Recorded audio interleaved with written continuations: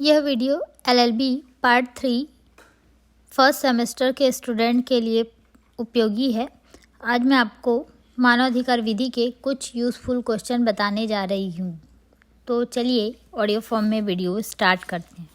Question first, मानव अधिकारों के कितने वर्ग हैं? तीसरी पीढ़ी के मानव अधिकारों में कौन कौन से मानव अधिकार सम्मिलित किए गए हैं? क्वेश्चन फर्स्ट मैं रिपीट कर रही हूँ। मानव अधिकारों के कितने वर्ग हैं? तीसरी पीढ़ी के मानव अधिकारों में कौन कौन से मानव अधिकार सम्मिलित किए गए हैं? क्वेश्चन सेकंड, आर्थिक, सामाजिक, सांस्कृतिक अधिकारों की अंतर्राष्ट्रीय प्रसंविदा 1966 के प्रमुख प्रावधानों की संक्षिप्त में विवेचना कीजिए। क्वेश्चन सेकंड में रिपीट कर रही हूँ। आर्थिक, सामाजिक एवं सांस्कृतिक अधिकारों की अंतर्राष्ट्रीय प्रसंविदा 1966 के प्रमुख प्रावधानों की संक्षिप्त में विवेचना कीजिए। क्वेश्चन थर्ड, बच्चों के अधिकारों पर संयुक्त राष्ट्र अभिसमय 1979 के मुख्य उपबंधों की विवेचना कीजिए। क्वेश्चन थर्ड मैं रिपीट कर रही हूँ। बच्चों के अधिकारों पर संयुक्त राष्ट्र अभिसमय 1979 के प्रमुख उपबंधों की विवेचना कीजिए। क्वेश्चन फोर्थ, मानव अधिकारों का यूरोपीय न्यायालय के गठन, शक्तियों एवं कार्यों की विवेचना कीजिए। क्वेश्चन फोर्थ मैं रिपीट कर रही हूँ। मानव अधिकारों का यूरोपीय न्यायालय के गठन, शक्तियों एवं कार्यों की विवेचना कीजिए।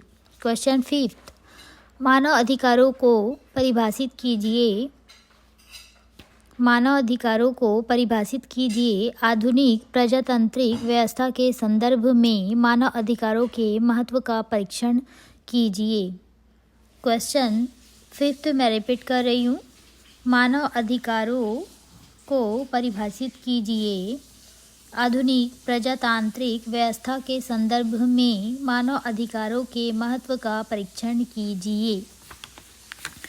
क्वेश्चन 6, भारतीय परिप्रेक्ष्य में अंतर्राष्ट्रीय मानव अधिकारों का भारतीय संविधान में किस रूप में समामेलन किया गया है? समझाइए।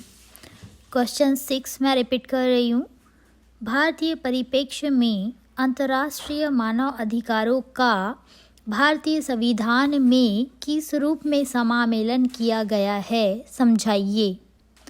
क्वेश्चन 7, मानव अधिकारों के अमेरिकी अभिसमय 1969 के अंतर्गत स्वीकृत अधिकारों की विवेचना कीजिए। क्वेश्चन 7 मैं रिपीट कर रही हूँ। मानव अधिकारों के अमेरिकी अभिसमय 1969 के अंतर्गत स्वीकृत अधिकारों की विवेचना कीजिए। क्वेश्चन 8, भारत के संविधान में दिए गए ऐसे राज्य के नीति निर्देशक सिद्धांतों की चर्चा कीजिए जो मानव अधिकार से संबंधित हो। स्पष्ट कीजिए कि न्यायिक प्रक्रिया द्वारा इन्हें किस तरह लागू कराया गया है। क्वेश्चन 8 मैं रिपीट कर रही हूँ। भारत के संविधान में दिए गए ऐसे राज्य के नीति निर्देशक सिद्धांतों की चर्चा कीजिए जो मानव अधिकारों से संबंधित हो। स्पष्ट कीजिए कि न्यायिक प्रक्रिया द्वारा इन्हें किस तरह लागू कराया गया है। क्वेश्चन 9, राष्ट्रीय मानव अधिकार आयोग की शक्तियों में क्या सुझाव आपके अभिमत में आवश्यक है जिससे वह प्रभावी ढंग से कार्य कर सके? राष्ट्रीय मानव अधिकार आयोग के कार्यकरण की आलोचना अति समीक्षा कीजिए। क्वेश्चन 9 मैं रिपीट कर रही हूँ। राष्ट्रीय मानव अधिकार आयोग की शक्तियों में क्या सुझाव आपके अभिमत में आवश्यक है जिससे वह प्रभावी ढंग से कार्य कर सके? राष्ट्रीय मानवाधिकार आयोग के कार्यकारण की आलोचनात्मक अति समीक्षा कीजिए। क्वेश्चन 10, गौरव जैन बनाम भारत संघ AIR 1997 सुप्रीम कोर्ट 3021 के प्रकरण के तथ्यों एवं प्रतिपादित विधि के सिद्धांतों की विवेचना कीजिए। क्वेश्चन 10 मैं रिपीट कर रही हूँ। गौरव जैन बनाम भारत संघ AIR 1997 सुप्रीम कोर्ट 3021 के प्रकरण के तथ्यों एवं प्रतिपादित विधि के सिद्धांतों की विवेचना कीजिए। तो ये थे मानवाधिकार विधि के कुछ यूज़फुल क्वेश्चन पेपर 4 के। Thank you.